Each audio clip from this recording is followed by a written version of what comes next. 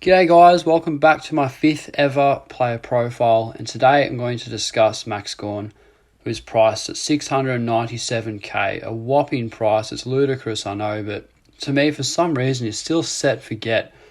And I've been thinking about some reasons to why that is. So Max is in 26% of sides, and he's obviously Demon's new captain, and he's also an extra Supercoach captain as well, if you think about it. Now, Gawn has not scored below 130 against his first 3 opponents in 2020 in the past 3 times he's played them.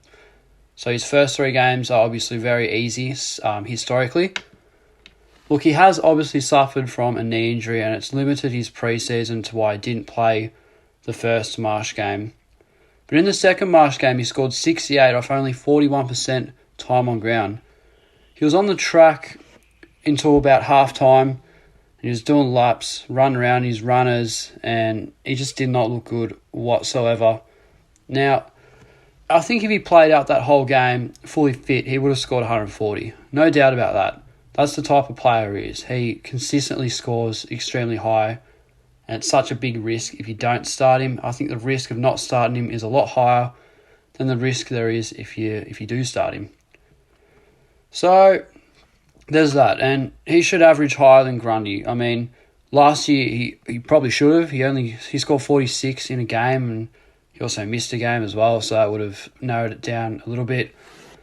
He and Grundy are in a completely different league as well. They're in their own league. There is Tom Mitchell, Jackson McRae, and then there's Gawn and Grundy. These are the blokes that give you points. The ruckman, they're your biggest players. That's where games are won and lost, and if you're playing competitively and you want to be in the top 1%, I think you need to pick both of them. If you start Jacobs or English and Maxi fires up, it's going to cost you 2 trades, and it's probably going to cost you your season. Look, he will drop coin, no doubt about that. He dropped 53k last year in the first 5 rounds, but he still averaged 128 for the whole year. And look, his work ethic is extremely well. I remember a few years ago he was having some diet problems, I'm not sure if many of you know this, but he actually used to smoke, and he used to eat junk food, and he was never usually healthy. He quit, and he's quit now. He's an elite footballer, but he sacrificed for a better lifestyle, and he consistently gives and gives. He does everything he can to get his body right, and that's why he's going to be the captain in 2020. He works really hard, and he's dedicated, and I feel like he wants to be the best player in the comp, and despite the game he had last year where he scored 40 and went down with injury, he should be, theoretically the best scorer in the comp, and he should have a 130 average. I think he's got it in him. He will, he is a big injury-prone risk, and it is going to be hard to sort of consider that, but I think it's going to be worse if you don't start him and he fires up. So, am I picking Max Gawn this year?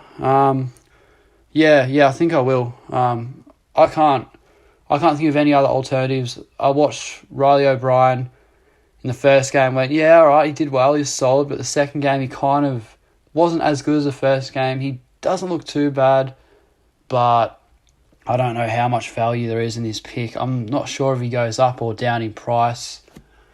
And I'll talk about English and Jacobs as well while I'm at it. So Tim English looks like it's going to be a really good prospect, a massive breakout, but I don't know why I don't want to pick him. He absolutely teared it up against Port Adelaide the other day, and the stats show why. And, if you go with Tim English as a stepping stone, I'm okay with that, but, I have problems around the other side of the field, like in my midfield. We've got all this rookie crisis going on, so I feel like I'm just going to take away some problems and just field Gawn straight up.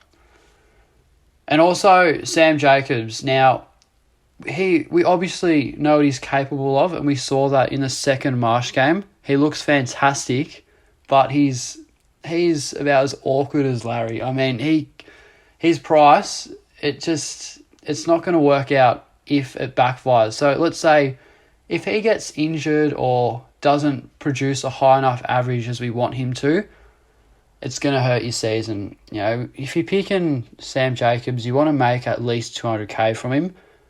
And given his age and history, I'm not sure about it. I have got a player profile on Jacobs if you want to go check that one out. I probably uploaded that maybe a couple of months ago or something like that to why you should pick him. I think it could work, but me personally, I'm a lot more comfortable just set and forget picking Gawn. So, yeah, I love Max Gawn. I love the way he plays, and I think he's going to carry the Demons this year, and he's going to push them towards top 8 and completely lift that club off what has been such a dramatic season for them last year, one that they want to forget. So, yeah, I ranted on a little bit there, but moral of the story, I love Max Gawn as a pick, and I think we should pay 700k for such a champion of the game. So, yeah, that's all for me in this video, and yeah, see you guys very soon.